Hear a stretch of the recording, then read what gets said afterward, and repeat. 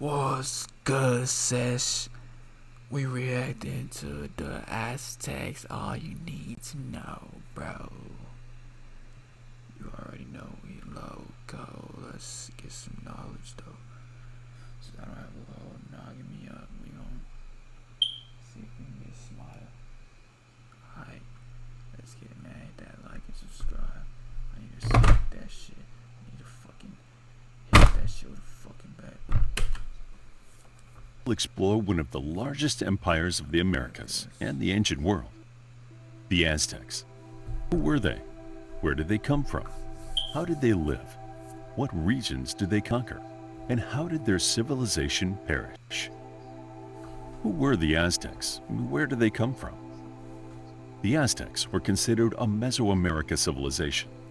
Mesoamerica is the area of current-day Central America, extending from northern central Mexico through the Pacific coast of Costa Rica.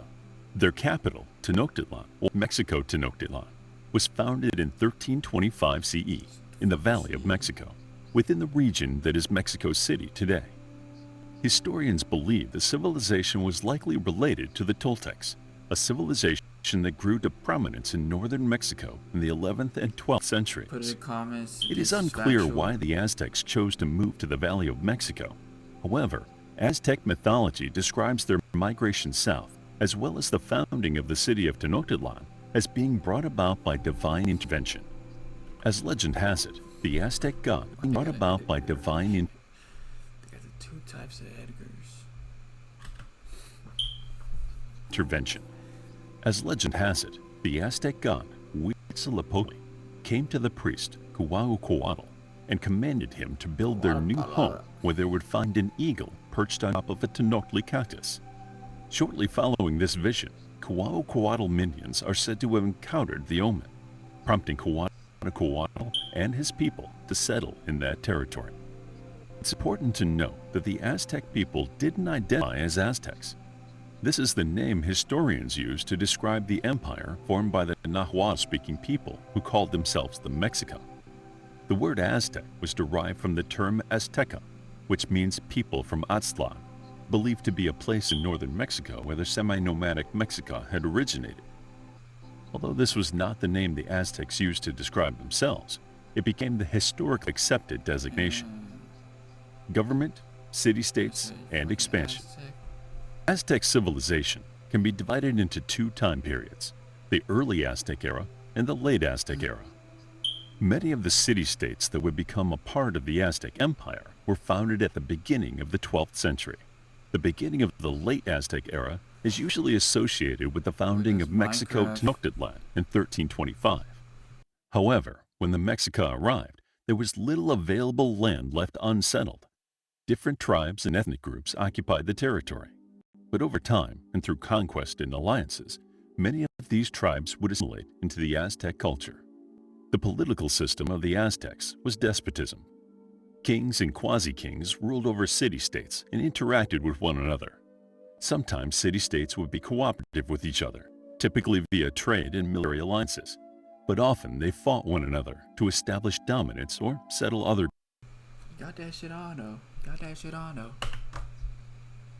grievances. Relationships between city-states were ever-changing and unpredictable. The Aztec Empire is best understood as a political alliance between some 50 or more city-states that occupied the Valley of Mexico. The primary political foundation that bound them was a system of taxes and tributes designed to raise the status of the sovereigns and the nobility, ultimately oppressing and pacifying the commoners. The golden age of the Aztec Empire began in 1428 with the formation of the Triple Alliance between Mexico Tenochtitlan, Texcoco, and Tlacopan. This represents the most robust form of political cooperation between the city-states in the Valley of Mexico. The economic and military might of these combined city-states propelled the Aztecs to eventually gain control over virtually all settlements in the Valley of Mexico and the regions beyond. This alliance, however, was born of necessity.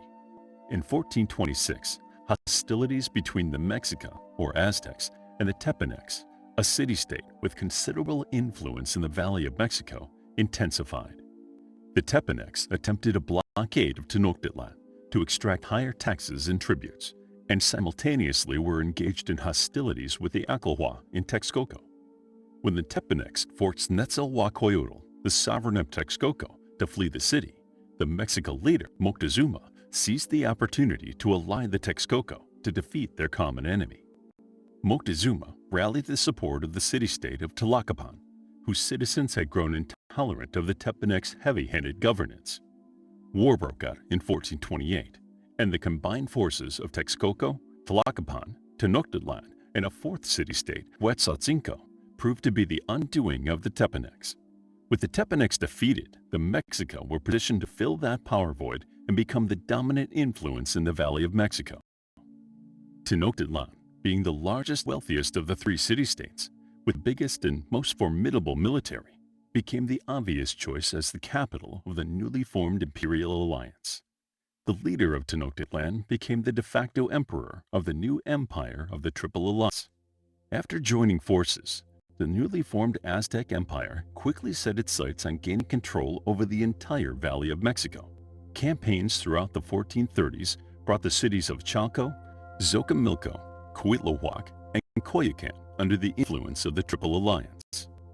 Following these conquests, the Aztecs looked further south, advancing into the modern-day state of Morelos. There they would conquer Cuauhnahuac, the modern-day city of Cuernavaca, and Huaxtepec.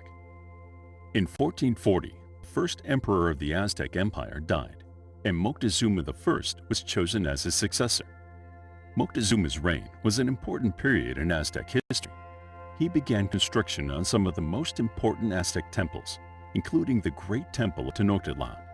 In 1458, Moctezuma I began military campaigns that would further dramatically expand the sphere of Aztec influence in the region. The Aztecs extended their control well beyond the Valley of Mexico, establishing dominance throughout most of the modern-day states of Morelos and Oaxaca. Throughout the 100 years of the Triple Alliance, the Aztecs converted their civilization from a loose collection of semi-aligned but often warring city-states into one of the largest empires in the New World, and the largest empire to have existed in Mesoamerica. Their systems of expansion and consolidation were steady and directed. Emperors who expanded their territory were followed by leaders who consolidated and organized their newly acquired lands and cities, and by the end of this period, the Aztecs controlled a vast expanse of territory populated by some 3 to 4 million people. Social classes and hierarchy. Social classes and hierarchy dramatically influenced the life of the Aztec citizen. Rights, duties, and privileges were all determined because of one's social standing. However, when looking closely at the lives of the most distinct classes, upward mobility was possible. Even a slave was not predestined to that social station for their entire life and could achieve emancipation and upward social mobility. The sovereign, the dignitaries, and the nobles. The ruling classes of Aztec society can be crudely stratified into 3 groups. At the top was the sovereign, given the title Tlatoani. Each city-state had its own Tlatoani. Below the sovereign were the dignitaries, usually close relatives or friends of the sovereign. Underneath the dignitaries were the nobility. These 3 groups were responsible for the administrative, bureaucratic, and gubernatorial duties of the empire. Commoners. The life of a commoner in Aztec civilization was dedicated nearly entirely to work. From the moment of birth, gender roles were ascribed to children. Males were expected to grow up to be warriors and work in the same occupation as their fathers. Females were expected to serve more domestic roles, such as cooking, cleaning, weaving, and bearing children. Because an Aztec commoner was expected to work, they were introduced to this way of life at an early age. According to the Codex Mendoza, one of the most significant and primary sources of recorded information of the Aztec Empire, by the age of 5, boys were already carrying firewood and other goods to nearby marketplaces, and girls were already being taught how to hold a spindle and spin. Landless peasants. How one became landless is hard to discern, especially since it was part of Aztec custom to grant each person a tract of land to work so they could pay their taxes and tributes required by the local lord. However, With warfare being a near constant occurrence and people being displaced as their towns and cities were conquered, this landless class did indeed grow as the empire advanced. Slaves. The lowest class in Aztec society was the slaves. While the life of the slave was by no means comfortable and luxurious, it was far better than the forms of slavery that would come to exist in the Americas with the formation of European colonies. Accounts from the Spanish explorers expressed surprise at the rather benevolent treatment of slaves. As mentioned previously, the Aztecs had social constructs in place that granted slaves the capability of raising their social station and achieve emancipation. Arrival of the Spanish and the decline of the empire. With the landing of Christopher Columbus in the West Indies in 1492, the Spaniards were officially the first Europeans in the New World and were eager to expand their influence into the Americas. They had heard of a great empire in central Mexico with stories of great riches, and the Spanish crown commissioned a Spanish conquistador, Hernán Cortés, with the mission of the expedition. Shortly before he set sail for Mexico, the Spanish crown rescinded its support for the mission, but Cortés set sail regardless. In 1519, Cortés arrived with about 500 soldiers on the coast of Mexico, near the modern-day city of Veracruz. They were greeted by messengers from the Aztec emperor, Moctezuma, who had heard of these strange men exploring the coast. Moctezuma was cautious of these new strangers and thought they might be gods. Upon Cortés's arrival, the Aztecs greeted him with offerings of gifts and gold as a way of forging peaceful relations. When given the gold, the Spaniards reportedly went crazy, and the encounter confirmed the riches of the empire and served to strengthen only the resolve of Cortés to conquer these people. Cortés began his march inward, making allies along the way.